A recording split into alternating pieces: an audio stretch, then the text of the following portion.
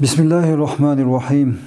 Mehrimdүү, keçиримдүү, боорекер Аллах Таала тек сымактуулар болсун. Сүйүктүү пайгамбарыбыз Мухаммад саллаллаху алейхи ва салламга саламдар жана салаваттар болсун. Урматтуу мусулман бир тууганым, мен сиздерге бир окуяны айтып берейин. Бул намаз жөнүндө болмокчу. Бир жаш кыз турмушка чыгып аткан болот. Ошол той күнү аны жасап коюшкан, жүздөнүн макияжын коюп, кызды ушунчалык сонун жасап коюшкан.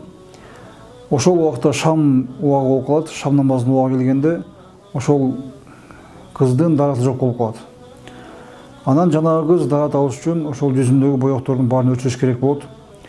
Аны өчүрөйүн деп дарат алганы чыгайын десе, жанындагылар баары каршы болушат. Анан апасы да жүгүрүп келип, бүгүн эми эч нерсе болбойт, бүгүн сенин тоюң болуп атат. Намазын коюп туруп кийин окуйсуң деп кызын катуу жемелейт. Ошого карабастан ушунчалык жүрөгүнө ыйманы толгон, ыйманы бекем, намаз деп жүрөгү соккон, Аллахтан бекем корккон ошол кыз: "Жок апаке, мен Аллахтын алдында күнөө болуп турган иштерде мен сизге баш ие албаймын. Мен силердин эч кимге баш ие албаймын. Мен мунун баарын өчүрүп, мен намазымды окуймун. Мага ошол көбүрөөк, маанилүүрөөк" деп эч кимге баш ийбестен чыгып, даратын алып, жүзүндөгү боектордун баарын өчүрүп, келип шам намазына турат. Намаздын баштап сеждеге барган кезде ошол жерде жанагы карындашыбыз, ошол кыз жан берет.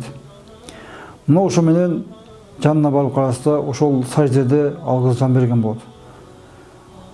Бул деген сеждеде жан берүү бул өлүмдөрдүн эң рахаты. Мындай өлүм анча-мынча адамга насип этпейт. Ошондуктан дайыма адамдар, көпчүлүк алымдарыбыз ыйлап дуа кылган: "О Аллахым, мага саждада өлүм бергин" деп. Мына ошол карындашыбыз намазына бекем болгондуктан, Аллахтан катуу корккондуктан, Аллах Таалам ошол кызды эң бактылуу өлүмдө жанына алып кетти. Караңыз, бул кандай гана сонун өлүм. Андыктан урматтуу мусулман бир туугандарым, биз намазды кайдыгер болбойлу. Намазга биз кош көңүлдүк кылбайлы. Болбогон бир себептери шылтоо намазды каза кылып койбойлу. Кандай учур болбосун, намаз деп намаз өз убагында окуган болсок, Аллах үчүн чын ихлас менен окуган болсок, Аллахым өзүң үчүн окуйм, мен өзүмдөн коркомун, өзүмдүн өкүмдөрүңдү өзүң каалагандай, пайгамбарың көзүң тартып аткаламын деп чын жүрөктөн ихлас менен ниет кылган болсок, албетте биз каякта болбойлу, Аллах Таалам бизге намазды өз убагында окуганга мүмкүнчүлүк таап берет. Андыктан эч качан ибадатка кайдыгер болбойлу. Убакыт күтпөйлү, эртең окуйм, бүрсүгүн окуйм деп жүрбөйлү туугандар.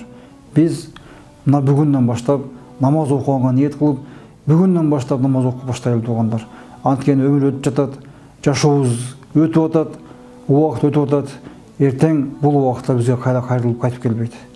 Андыктан Аллах Таалам баарыбызды намазына бекем, өз убагында окуган, дайыма намаз деп жүрөгү соккон инсандардан кылсын. Алхамдулиллахи раббил аламин.